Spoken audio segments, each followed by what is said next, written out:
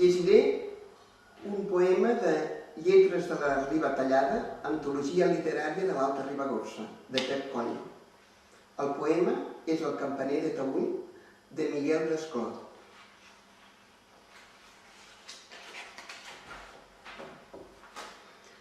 El campaner de Taüll porta una barba tan blanca com la del bon Pirineu i una cabellera llarga. Té un didal de mar als ulls i el xalot a la mirada. És tan alt com el cloquer i més vell que la campana.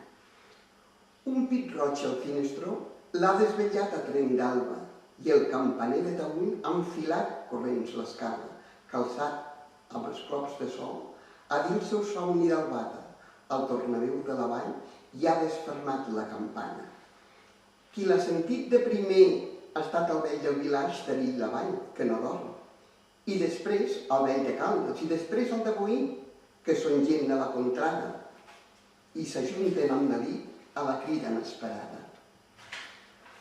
Així s'encén en el vent la gent de Pons i Oliana, la d'Andorra i de Bellpuig, la de Portbou i l'Escala, de Ripoll i la Bisbal, la de Berga i de Terrassa, la d'Amposta i el Masnou, la de Valls i Vilafranca.